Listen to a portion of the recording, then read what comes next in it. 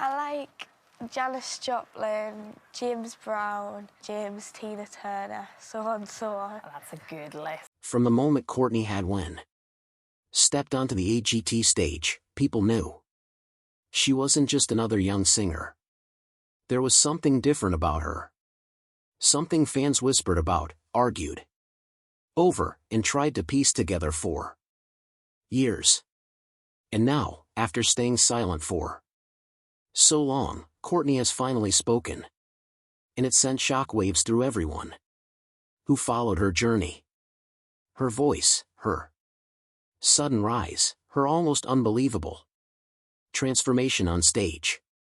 Everything feels a little more meaningful now. Fans always suspected there was a deeper truth behind the girl with the powerhouse voice.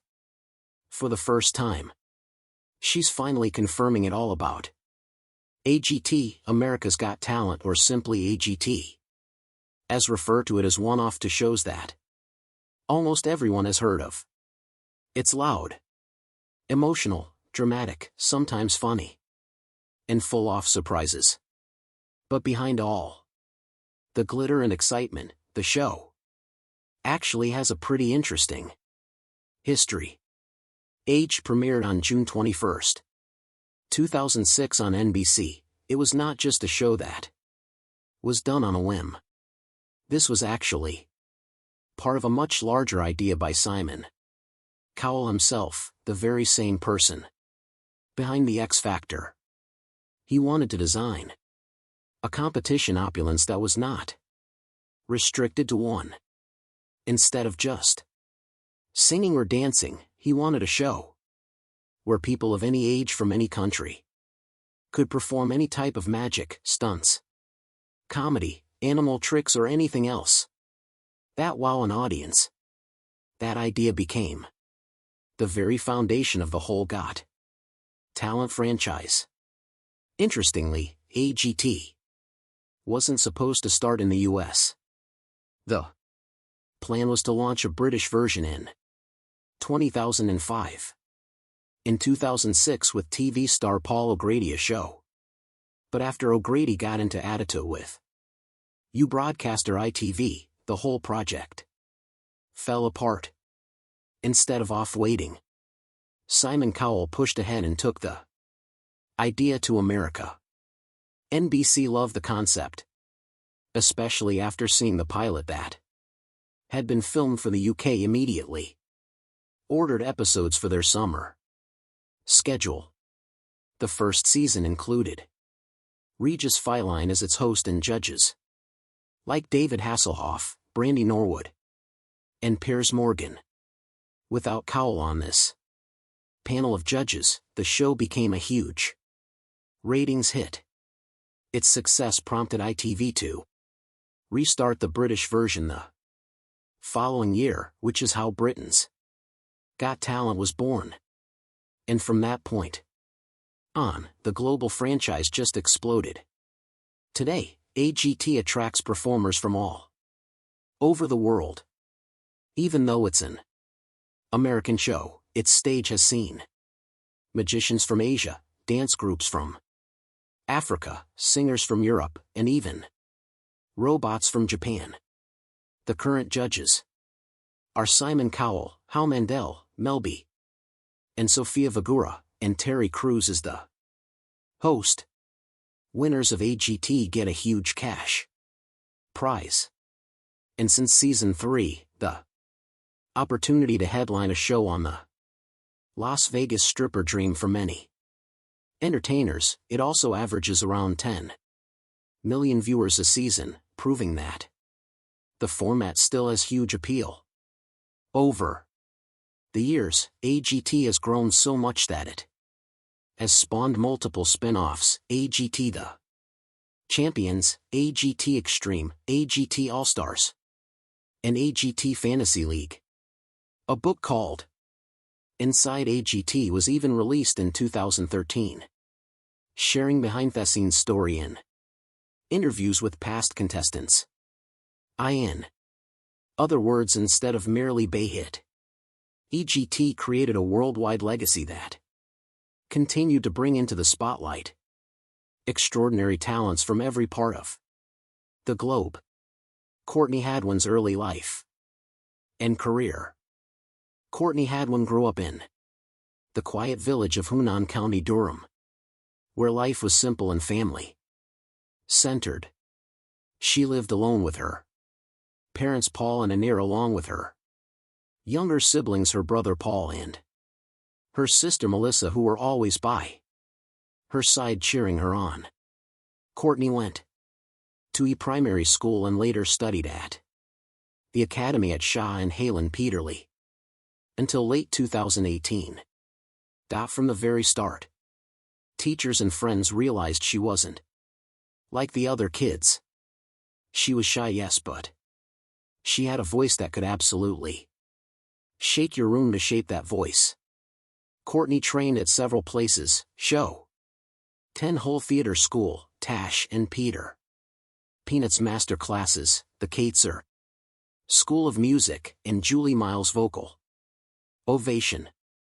Each space helped her build a little more confidence, although she was still known for being a quiet girl off stage. But the moment she held a microphone, everything changed. Most people know AOS, the standout finalist from America's Got Talent in 2018, but her journey actually started years earlier. Her first singing competition audition was Teen Star in Newcastle in April 2015, when she sang Bob Dylan's Make You Feel My Love. She reached the grand final, which for such a young talent was quoting accomplishment then.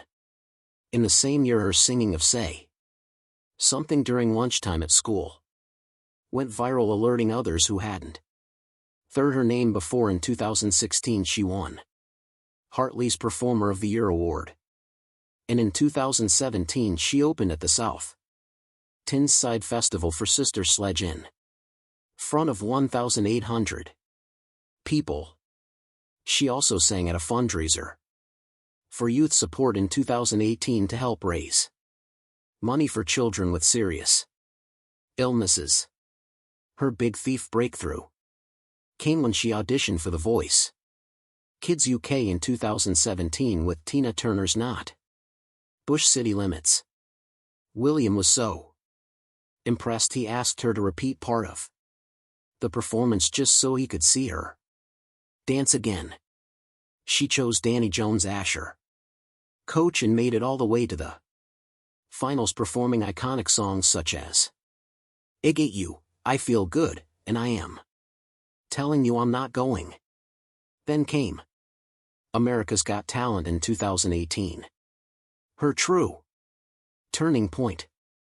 Courtney walked in stage looking shy and nervous. But the moment she started singing Otis Reading's Hard to Handle, everything exploded. The audience went wild. Howie Mandel compared her to Janis Joplin and hit the golden buzzer on the spot, sending her straight to the live shows. Her audition quickly went viral, racking up over 200 million views. Although some viewers later complained about her hidden experience on The Voice Kids, her family and teachers came to her defense, describing how she's always been extremely shy and how many of the contestants on AGT had competed elsewhere previously. Courtney never won AGT, but she went on to perform in Las Vegas with the winner. Shin Lim signed a record deal with Psychoanarista Records, released her own original music, and came back for America's Got Talent, The Champions, with her song Pretty Little Thing. Today, she remains one of the top 50 contestants of AGT worldwide, indicating that her talent, confidence, and journey have only just begun. Courtney's journey into original music and independence. After performing her original song Pretty Little Thing on America's Got Talent, The champions at just 14 years old. Courtney Hadwin took her first big step into releasing music. On October 25, 2019, she dropped her EP entitled The Covers as Scienced. It featured her live covers of songs like Harry Styles' Sing, Off the Times, Lil Nas X's Old Town Road, the Jonas Brothers' Sucker, and Luisa's Capali, Someone You Loved. Instantly, she was called an exceptional talent, with a voice and spirit well beyond her years, something her fans knew all along. When asked to name the acts that inspire her musically, Courtney smiled and said the list is really long, with some key inclusions being Little Richard, James Brown, Janis Joplin, and MC Jagger. She was even booked to perform at Woodstock 50, the contemporary tributo the legendary 1969 festival. But the event had endless problems, venue issues, funding troubles, and pressure not to pull another Woodstock 99 inches disaster. Eventually, the whole festival was axed. Then came the pandemic, which shuttered live music the world over. Tours, festivals, and album releases were canceled or delayed for years. Even in the silence, Courtney didn't vanish. In November 2020, Spy Christmas, a segment off, viewers felt perplexed or even annoyed by a non-American contestant competing in a show called America's Got Talent. Their argument went like this: if America is in the name, shouldn't the contestants be American? Some social media users even went so far as to question the fairness of allowing international performers to compete, posting comments like, "Why are there so many acts that are not American when America is in the title? Now, nanny off." This backlash really had to do with Courtney herself. Most people can agree she is an incredibly talented performer. Fans even rose to her defense, proclaiming, "Talent has no borders." AGT has welcomed performers from around the world since the show first began. Still, the criticism was more toward the concept of the show. For some viewers, the idea of giving a prime spot to international contestants was confusing, especially when the branding of the show came off as strictly American in nature. Courtney wouldn't let this noise drag her down.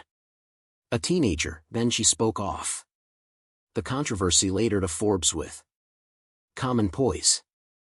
She said instead of getting herself and her thoughts entangled in debates and even comments on the internet, she chose to focus on her music and let the negativity swirl around her name. Amazingly mature for one so young. While the internet discussed her nationality, she had moved. I'm thinking of her shows, her growth, and the future ahead.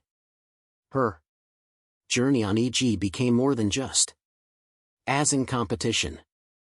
It became a wider conversation about who gets to participate in shows like these and whether national identity should even matter. Should talent competitions beep into the whole world? Should they strictly limit themselves to their home country?